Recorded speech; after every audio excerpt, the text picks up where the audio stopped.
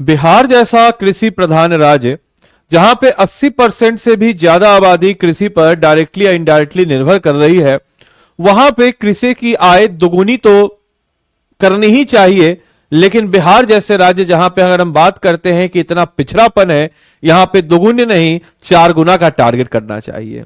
खैर, हम लोग अगर अपनी खबर की तरफ आए तो हमारा आज का जो करंट इशू है वो यह है कि बिहार में लागू होने जा रहा है सहकारिता विभाग की 7 नई योजनाएं।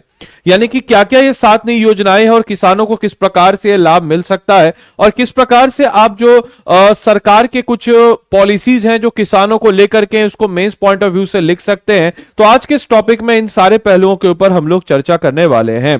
तो नमस्कार है आप सभी लोगों को, मेरा नाम है आदित्य वैभव। करता हूं आप सभी लोगों का तहे दिल से स्वागत आप सबके अपने चैनल बीपीएससी स्टडी आईक्यू पे। तो दोस्तों, अगर हम बात करते हैं तो सहकारिता विभाग ने अभी हाल ही में कहा है कि वह जो है बिहार में 7 नई योजनाएं ला रही है। वो 7 नई योजनाएं क्या क्या हैं उन पे हम लोग गौर करेंगे। लेकिन उससे पहले अगर हम बात करते हैं कि आखिर इन योजनाओं की जरूरत क्यों पड़ी, तो ये जो नई योजना है, इस नई योजना का मेनली काम यह है कि 7 नई योजना है जिसमें मोस्टली जो है मेगा फूड पार्क है, प्रोसेसिंग यूनिट है एक छोटे स्तर पर, पॉली हाउस मतलब कहने का मतलब हुआ कि एक जो आप ग्रीन हाउस को देखते हैं जैसे कि एक अनुकूल जगह होगा जिसको चारों तरफ से पॉलिथीन से या फिर कुछ ऐसे प्रकार से घेरा जाएगा ताकि जो अंदर का जो फसल है उसके ऊपर बाहरी के प्रदूषण का, ओला का या इस प्रकार का प्रभाव ना पड़े। मैं आगे पिक्चर आपको दिखाऊंगा, साथ ही साथ फोटो, पिक्चर मतलब फोटो, सिनेमा नहीं।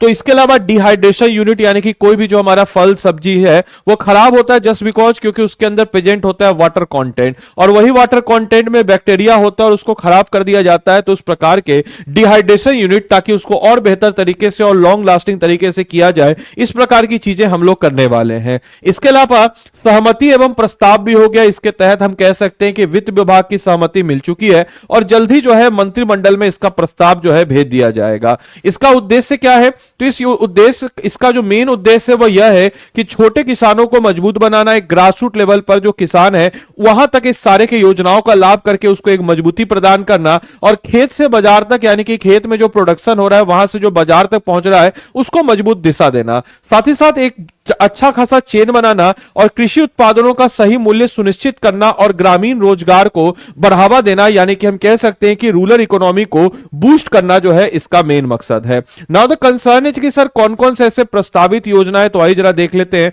ऐसे बच्चे जो इंग्लिश मीडियम के, परेशान मत होइएगा, मैं इंग्लिश में भी जो कीवर्ड्स है उसको एक्सप्लेन कर दूंगा, उसके लिए चिंता मत करें। एक्चुअली में मैं हिंदी इंग्लिश दोनों में इसलिए नहीं रखता हूं क्योंकि बेसिकली होता यह है कि अगर सारी चीजें यहीं पर हो जाएगा तो फिर घिचपिच हो जाएगा, फिर मैं प्रेजेंट नहीं कर पाऊंगा। तो जैसे अगर मान के चले यहाँ पे कीवर्ड्स है, मैं यहाँ पे कीवर्ड्स डालता हूं। जैसे मान के चले कुछ योजना है mega food park. Mega food park क्या है, हिंदी में वही है, इंग्लिश में वही है, एक्चुअल में वर्ड तो इंग्लिश का ही है। मेगा फूड पार्क हुआ, यानी कि फूड पार्क मतलब ऐसा नहीं कि जहां पे खाने पीने की जगह होगी। फूड पार्क यहां पे बनाने का मतलब यह हुआ कि जो आपका अनाज है या जो आपके फ्रूट्स हैं, जो आपके सब्जियां हैं, उनको स्टोरेज करने के लिए और लॉन्ग लास्टिंग करने के लिए इस प्रकार के पार्क बनेंगे। प्रोसेसिंग यूनिट, जैसे कि टमाटर है तो उस टमाटर से ज्यादा वैल्यू हमेशा टोमेटो केचप का होता है, तो इस प्रकार के प्रोसेसिंग यूनिट एस्टेब्लिश करने की बात कही जा रही है। पॉली हाउस कहने का मतलब हुआ कि मैं आपको दिखाता हूं।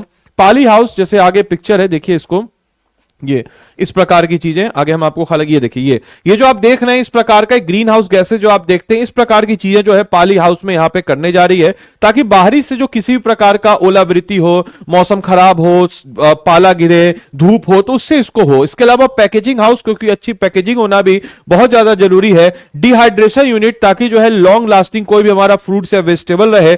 हल्दी प्रोसेसिंग यूनिट, जो हल्दी है उस हल्दी को कैसे प्रोसेस करके उसका पेस्ट या फिर अन्य जो मोर वेलेबल आइटम बनाना। टमाटर का प्रोसेसिंग यूनिट, यानी कि टमाटर से कैसे केचप तक या फिर जो दूसरा वेलेबल आइटम्स है उसकी तरफ लेकर के जाना, ये सब इस योजना में शामिल है। इसके अलावा वित्त विभाग की सहमति का भी प्रभाव है कि नई योजना को लागू करने को लेकर के वित्त विभाग ने भी सहमति प्रदान कर दी है और कैबिनेट से स्वीकृति मिलते ही योजना जो है आने वाले वक्त में आपके समक्ष जो है प्रभावी हो जाएगी। इसके अलावा इन सारे पॉइंट्स को आप मेंस में भी डाल सकते हैं कि इसके पीछे का खेत से बाजार तक एक मजबूत श्रृंखला बनाने पर इसमें फोकस किया जा रहा है। आखिर क्या है कि खेत से बाजार तक एक मजबूत श्रृंखला बनाने का मतलब, यानी कि खेत जहां पे इसका प्रोडक्शन हो रहा है, बाजार यानी कि मार्केट, वहां तक जो चेन है उस चेन में एक स्मूथनेस हो, उसमें कॉम्प्लिकेशन ना हो। तो इसीलिए मजबूत श्रृंखला बनाना, यानी कि किसान, प्रोसेसिंग यूनिट और खुदरा विक्रेता को जोड़ करके एक सही मूल्य, जो उचित मूल्य है, जो उसका सही कॉस्टिंग है, ताकि किसान भी प्रॉफिटेबल रहे और साथ ही साथ कम बर्बादी यानी कि जो वेस्टेज है वो कम से कम हो, और ग्रामीण रोजगार से किसानों की आय जो है यानी कि रूरल इकोनॉमी से किसानों की आय बेहतर हो। और हमारा बिहार, जहां पे हम लगभग बात कर सकते हैं कि 88 to 89% लोग जो गांव में आबादी में रहते हैं, उनकी इकोनॉमी बेहतर होगी, तभी बिहार की अर्थव्यवस्था बेहतर होगी। और इसी प्रकार से ग्रामीण रोजगार के अवसर भी इससे बढ़ेंगे, यानी कि हम कह सकते हैं रूरल इकोनॉमी, रूरल एम्प्लॉयमेंट भी बेहतर होगा, और विशेषकर ग्रामीण क्षेत्रों में बड़े पैमाने पर रोजगार के नए अवसर पैदा होंगे। मेगा फूड पार्क बुनियादी ढांचों को भी, हमारे इंफ्रास्ट्रक्चर को भी बेहतर करेगा। और सहकारिता विभाग द्वारा औद्योगिक भूखंड, कोल्ड चेन और साथ ही साथ जो कोल्ड स्टोरेज टाइप की चीजें हैं, ताकि इसको लॉन्ग लास्टिंग किया जाए, वो सारी चीजें भी हमको यहां पर बेहतर होती हुई नजर आएगी। साथ ही साथ जो है यहां पे एक और योजना कही गई कि लगभग हर जिले में एक पाली हाउस का होगा निर्माण। पाली हाउस क्या होता है? तो पाली हाउस योजना के तहत बिहार के जितने भी जिले हैं, याद रखिएगा बिहार के 38 के 38 जिलों में ये पाली हाउस का निर्माण होगा। अब जैसे लेट अस सपोज कि पाली हाउस जो है प्लांट्स को जो होगा एक विशेष आपको एक कंडीशन देता है, ये छोटे छोटे किसान को दी जाएगी, ताकि उच्च गुणवत्ता वाली सब्जियां यानी कि जो हाई क्वालिटी इनपुट्स वाली फ्रूट्स हैं, वेजिटेबल्स हैं, सब्जियां खासकर, उनको जो है कृषि उत्पादन उगाया जा सके।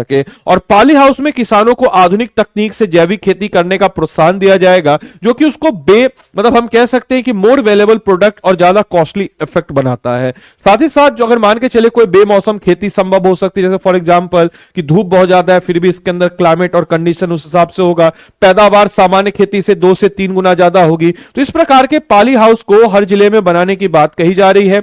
इसके अलावा छोटे किसानों के लिए काफी ज्यादा फायदेमंद है। इसका उद्देश्य छोटे किसानों को मजबूत बनाना है और साल भर उच्च गुणवत्ता वाली उपज जैसे कि टमाटर, शिमला मिर्च, खीरा, फूल गोभी जैसे फसल साल भर उगाए जाएं, जो कि ऑर्गेनिक होंगे। और इससे क्या होगा कि रसायन मुक्त होंगे, ऑर्गेनिक होंगे, उच्च गुणवत्ता हाई क्वालिटी के होंगे, और बाजार में इसका दाम मिलेगा, और बाजार में अच्छा दाम मिलेगा इसको, तो किसानों को भी इससे ज्यादा फायदा होने वाला है। तो ये सब कुछ ऐसी पहल है। इसके अलावा हम लोग अगर बात करते हैं तो डिहाइड्रेशन यूनिट की भी बात हो रही है। तो लंबे समय तक जो भी इनका प्रोडक्ट है, फॉर एग्जांपल कि टमाटर है, प्याज है, कोई भी चीज है, इसको लंबे समय तक डिहाइड्रेट यानी कि उसके अंदर का वाटर को निकाल लिया जाएगा, और जिसके कारण वो लंबे समय तक क्या रहेगा, तो सुरक्षित रहेगा। तो फल, सब्जियां और अन्य जितने भी खाद्य सामग्री हैं, उसी में उसकी नमी हटाकर उसे लंबे समय तक यहां पे प्रोटेक्ट किया जाएगा और खराब होने से बचाया जाएगा। इसके अलावा इस योजना का अगर हम बात करते हैं तो फायदा यह है कि सहकारिता विभाग द्वारा बिहार के राज्य सब्जी प्रसंस्करण एवं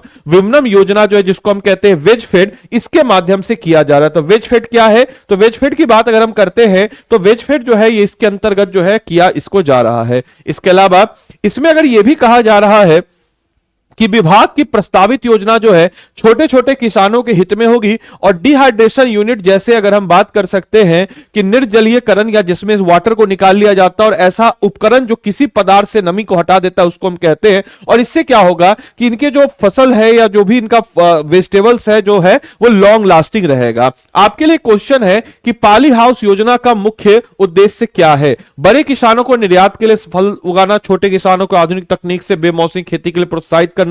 अपना उत्तर कमेंट बॉक्स में लिख के बताएं। साथ ही साथ दोस्तों इतना तो आप समझ ही गए होंगे कि आदित्य सर आप लोग को एक एक चीज, कोई भी ऐसा टॉपिक है जो छोड़ते नहीं है और उसको छोड़ेंगे नहीं। तो इसी प्रकार से अगर आपको मेरे मेंटरशिप के अंदर में तैयारी अपनी अच्छी करनी है तो 10 जनवरी से शुरू हो रहा है हमारा आरंभ बैच, यानी कि कल से। मेरे भाई कल से जो बैच शुरू हो रहा है तो 1100 प्लस घंटे की लाइव क्लासेज है, और इस लाइव क्लासेस को हम कैसे जस्टिफाई करते हैं तो 750 प्लस इंपॉर्टेंट टॉपिक जो कि history, polity, geography, economics, Bihar special, current affair, general science, maths, reasoning, इन सब से आते हैं, उन सब से आइडेंटिफाई करके हम आपको इस टॉपिक में पढ़ाते हैं। साथ ही साथ हमको पता है कि आपका प्रीलिम्स थोड़ा कमजोर है, तो आपके प्रीलिम्स से पहले जिन बच्चों का कमजोर है तो डेडिकेटेड 2 महीने का प्रीलिम्स एमसीक्यू बैच हम लोग देते हैं। साथ ही साथ लाइव प्रीलिम्स क्रैश कोर्स भी हम इसमें मुहैया कराते हैं। मेरे भाई 5100 एमसीक्यू प्रैक्टिस भी हम इसमें देते हैं, एनसीईआरटी रिकॉर्डेड कोर्स भी हम इसमें देते हैं, ताकि जो है आपका फाउंडेशन अच्छे से बिल्डअप हो सके। Apart from that interview guidance program, और साथ ही साथ जो है 4 महीने का हम कह सकते हैं कि आंसर राइटिंग बैच भी हम लोग इसमें मुहैया कराते हैं। और ये आंसर राइटिंग बैच आपके मतलब फाउंडेशन के बाद आपको आंसर राइटिंग लिखने में सक्षम बनाएगा, जिसके कारण आप प्रीलिम्स और मेंस दोनों प्रकार के एग्जाम के लिए तैयार हो पाएंगे और एक्चुअल में बीपीएससी एग्जाम के लिए आप प्रिपेयर हो पाएंगे। 7 किताबों का सेट भी हम इसमें देते हैं। इसके अलावा मेरे भाई आपको बताते चले कि इन सब के अलावा हम लोग आपको मुहैया कराते हैं हमारे कोर्सेज में वर्कबुक। आप देख सकते हैं कितनी जानदार और शानदार वर्कबुक हम लोग मुहैया कराते हैं। आपको बताते चले कि किसी भी कोर्स में अब किसी भी संस्थान का जीएस2 निर्धारित करता है कि वो संस्थान कैसी है। हम लोग हमारे जीएस2 के लिए 3 स्पेशली किताब वर्कबुक आपके लिए, जीएस2 का सेक्शन 1 इंडियन पॉलिटी, जीएस2 का सेक्शन 2 हो गया आपका Indian economy and geography, section 3 science and technology. तो एक वर्कबुक प्रदान करते हैं। इस वर्कबुक में Bihar focus content, smart revision tool, previous year question, micro topic wise, ऐसे तमाम तरह के फीचर्स आपको इसमें मिल जाते हैं। तो देरी किस बात की, जाइए और तुरंत के तुरंत अभी इनरोल कीजिए। इनरोल करने के लिए आदि लाइव आपको कोड इस्तेमाल करना है। तो इससे क्या हो जाएगा, तो आप जो है मेरे मेंटरशिप के अंतर्गत आ पाएंगे। इसके अलावा याद रखिएगा सारे बच्चे कि आपको अगर कॉल आए स्टडी आईक्यू से तो उनको बोल दीजिएगा कि आदित्य सर का हमको मेंटरशिप चाहिए। ये नंबर है 9289996924। इस नंबर पे भी कॉल करके आप पेड कैच के बारे में जानकारी प्राप्त कर सकते हैं। इसके अलावा अगर आपको खुद से भी इनरोल करना है तो सेल्फ भी आप कर सकते हैं। स्टडी आईक्यू के ऐप या वेबसाइट पे आप चले जाएंगे। ऐप या वेबसाइट पे जाने के बाद मेरे भाई आप क्या करेंगे, तो स्टेट पीसीएस पे चले जाएंगे। स्टेट पीसीएस पे जाने के बाद आप क्या करेंगे, तो बिहार पे चले जाएंगे। बिहार पे देखिए आरएम 17.0 है, आरएम 17.0 में बाय नाउ पे जाएंगे। यहां पे जाएंगे, यहां पे कोड क्या लगाएंगे, तो यहां पे याद रखिएगा ADILIVE आदि लाइव कोड लगा देंगे। जैसे ही आपने आदि लाइव कोड लगाया, यहां पे लैंग्वेज चुन लीजिए, हिंदी या इंग्लिश चुन लेंगे। जैसे फॉर एग्जांपल इंग्लिश में आपको किताब चाहिए, वर्कबुक इंग्लिश में चाहिए, लैंग्वेज चुन लीजिएगा और 18,999 में आपको एक कोर्स मिलेगा। याद रखिएगा 9289996924 पे भी आप कॉल कर सकते हैं और बोल दीजिएगा कि आपको क्या चाहिए, तो आदित्य सर का मेंटरशिप चाहिए। साथ ही साथ आपको इस चीज को भी इंश्योर करना है कि आदि लाइव कोड लगाइएगा, तभी आपको मेरा मेंटरशिप मिलेगा। तो देरी किस बात की, जाइए इनरोल कीजिए और अपनी तैयारी को मजबूती प्रदान कीजिए। चलिए मिलते हैं अगले सेशन में, तब तक के लिए सारे बच्चों को bye bye, take care, thank you and thanks for watching this session. Thank you.